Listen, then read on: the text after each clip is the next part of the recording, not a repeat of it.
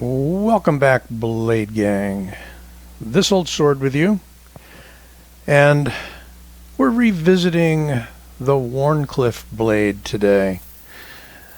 It is blade going back to apparently about 1820,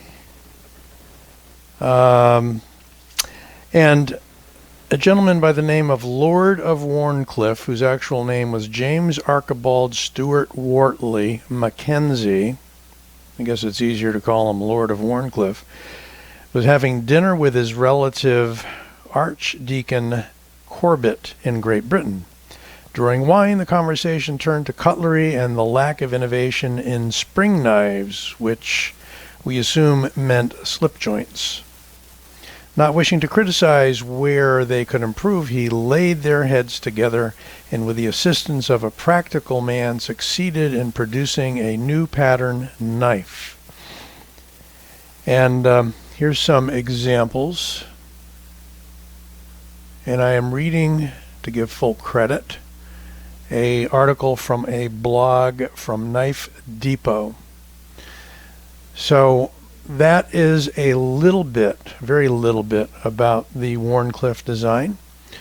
And Wharncliffe is usually defined as a completely straight edge with a clip or drop, either a angled one or a curved one, and includes blades like sheep's foot, which is a variant on Wharncliffe. Now, we can slice and dice, if you excuse the expression, on this topic.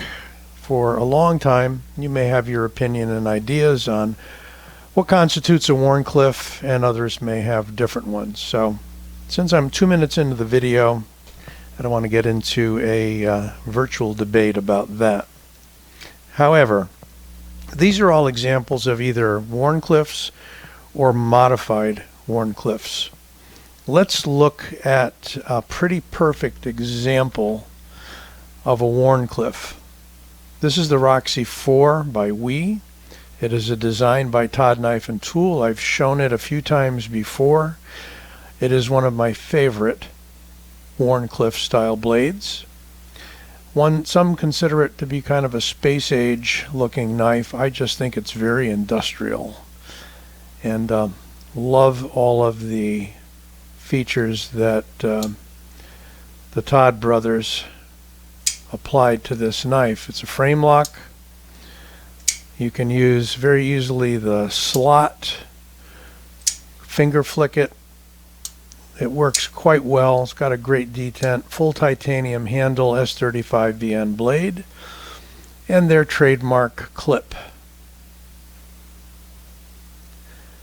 A little bit of brass hardware there, or brass anodized hardware. They're traditional, I would have to call it. 3 holes in the handle, and it's a 4-inch blade. So, and a usable blade choil, where you can really choke up without cutting yourself, and I like that. You lose a little bit of edge, but you gain a lot of utility. And speaking of that, these blades can be used for utility or defense. Michael Janich design, Yojimbo 2 by Spyderco. These are the Allen Putnam grips that I added. And I also used an MXG clip, deep carry.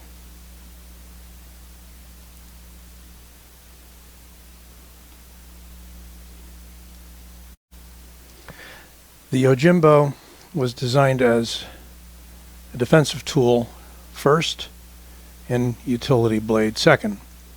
Obviously, it's a perfect Wharncliffe with a modification to the top, giving you a thumb swale ramp, relatively short blade, about 3¼ inches or so, yet very good handle.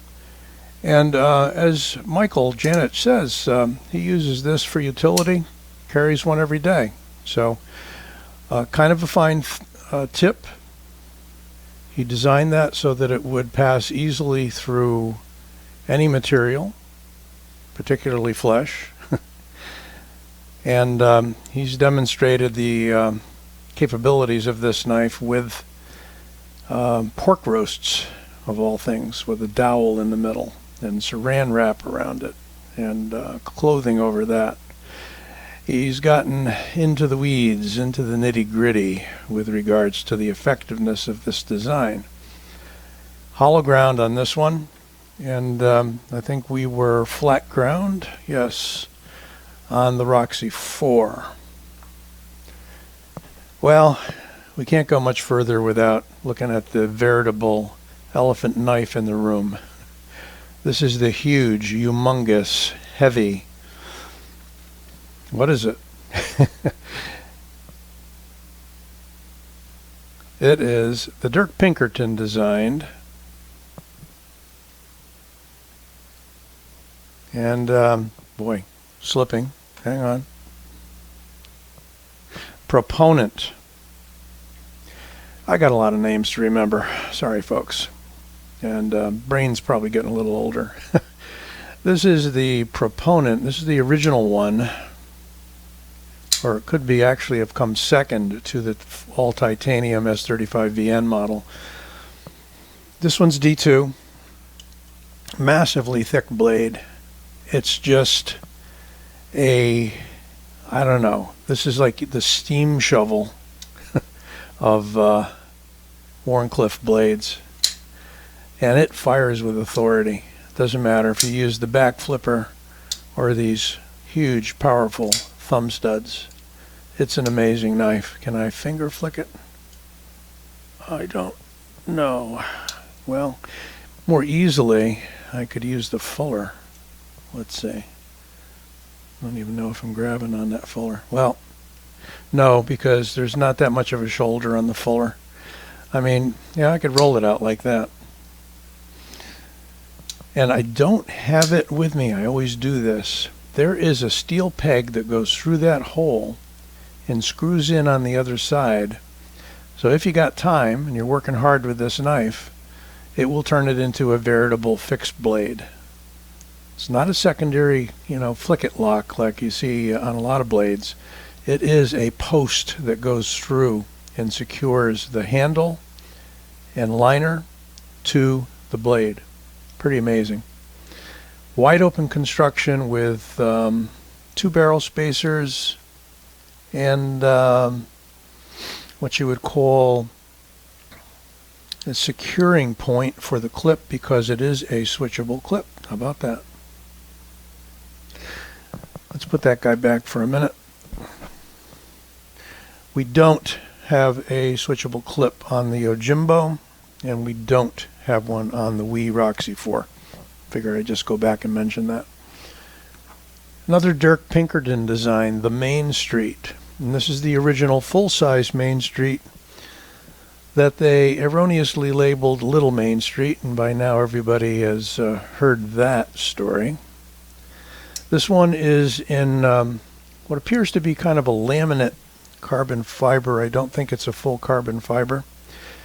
Looking at some of the models that came out afterwards, I almost wish I'd waited a little bit, but because it's kind of a slick, slippery material. But I always figured carbon fiber adds a little class to a knife. So this one is about a 3.5 inch, 3.4 inch or so blade of, I think, 154 cm. Let's see if they marked it. Yep, it is 154 cm.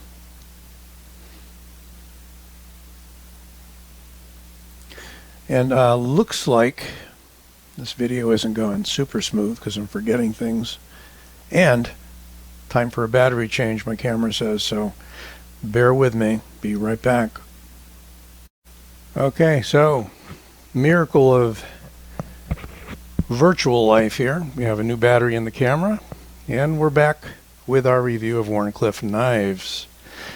So we were talking about the Main Street, and I put it back quickly while I changed the battery, and got a nice long titanium clip on this guy.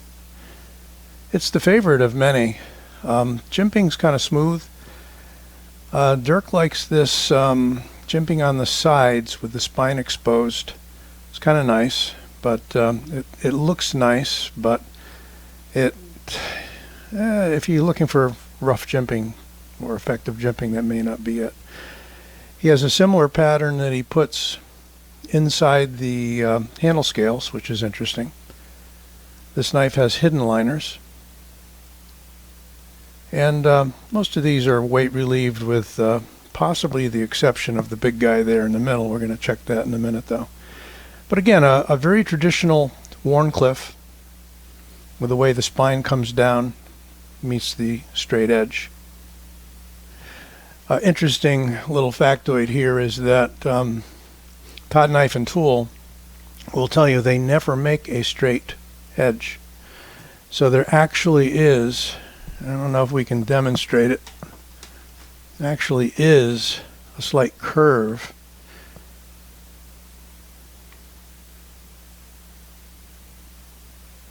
ever so slight to that edge, so that it's got just a little more bite perhaps. Although the points on these knives, when you're swinging it, give it plenty of shearing power. All right, well, let's move on to the Hogue Deca, somewhat newer knife amongst the bunch. Very lightweight, has their new Able lock, which is basically a bar lock that emulates the now off-patent Benchmade Axis lock. This has a 20 CV blade, so they really bumped it up in terms of blade steel quality on the Deca. This one's all blacked out. I had hoped to get the blue handle with the satin blade, but round about the time I picked this up, they were few and far between. This is an Allen and Elishewitz designed, modified Wharncliffe. You can see the compound grind there. Kind of hard to see on the black, but you can see how there are really two edge angles to this knife. And so you've got kind of a middle point, kind of a Tonto-ish sort of a point there. And definitely got the Wharncliffe going out near the edge. Very light knife. I think it's coming in sub 3 ounces. It's got to be. It's featherweight. Hidden liners, wide open construction, and not terribly weight relieved. Don't know if you're seeing that or not. See if I can pop the flashlight out of the pocket here. Yeah, no real skeletonizing of that liner. Could be the thinness of the liner, I'm not sure. Since it's not a liner lock, you don't need it to be too robust. You've got the bar lock there. Able lock. No deep carry on this. Some don't care. Eventually I'll find a deep carry that works on this. I'm told that there's some ZT clips that'll work on it. Deep carry ones. I may go that route. But that is the Hogue Deca. Only about a 3 1/4 inch blade, I think, on this one. You can still fit all your fingers on it. But if you're looking for a lightweight utility knife, this also comes in at least one other blade shape, kind of like a drop point thing. Moving on, Kaiser Horn, also super lightweight, and this guy is weight relieved. Lots of skeletonizing inside that. Also hidden liners, a really nice kind of natural wood-grained brown linen micarta. And this has the distinction, if you look at my review on this one, this flipper tab, you can see a little bit of the line there coming out of that choil. That flipper tab's removable.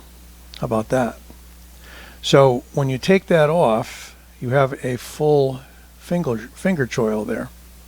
Got a beautiful cutout for the release. flipper tab works every time. If you don't like the flipper tab, you can open it with the slot, the hole, whatever you want to call it. Very fidgety knife. Works extremely well in just about any opening method, unless you fail it. Switchable clip, deep carry, left or right. Hard to go wrong with this knife, and again, it's sort of a modified Wharncliffe. You do have a straightish edge, maybe I would call it straight with maybe ever so slight a bow to it. We're going to call it straight. Interesting almost combo sheep's foot and Wharncliffe on this guy. Making it come to kind of a narrow point for a Wharncliffe, bringing the spine way out here and giving you that smaller overall point. Should be a great detail cutter, great utility knife. Haven't carried or used it a lot, but just again has great action on it. The Kaiser Horn. And I think this was the Anzo group that designed that. We're down to the last one, I believe. And we have the Tala by CJRB, an artisan company. I have to give this knife the distinction of perhaps the grippiest G10 handles of any that I have. You don't move on this. It's like a file, the whole handle. I have to thank Bob DeMarco for turning me on to this one. It had to be like about a year ago or so. And he showed it on one of his Thursday night knives, I think, and said, you got to have this one. You got to get this one, Dave.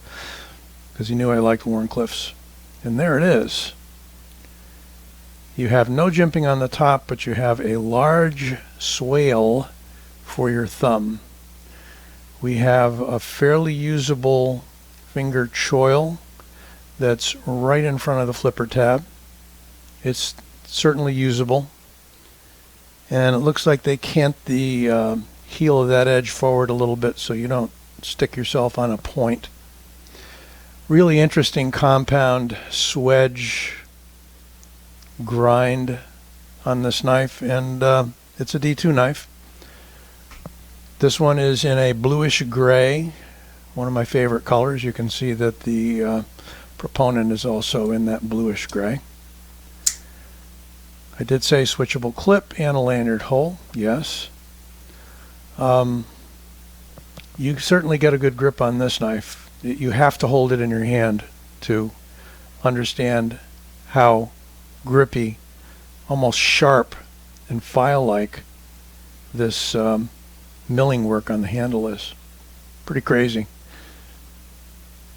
Exposed liners, 2 barrel spacers, and that is the Tala, T-A-L-L-A, by CJRB Knives. So I think that covers them all. Let me know what you think. This is just kind of did this on a whim. Pull out all of one kind of knife. I may do it for Tontos as well. And this is not the full collection of Wharncliffes that I have, although I don't have a huge extensive collection of just Wharncliffes. I do have 1 or 2 fixed blades that would qualify as a Wharncliffe and some more folders. So maybe there's another video in the future on this topic.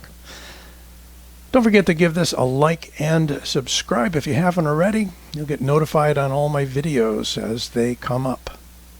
Catch you real soon. This Old Sword, signing out.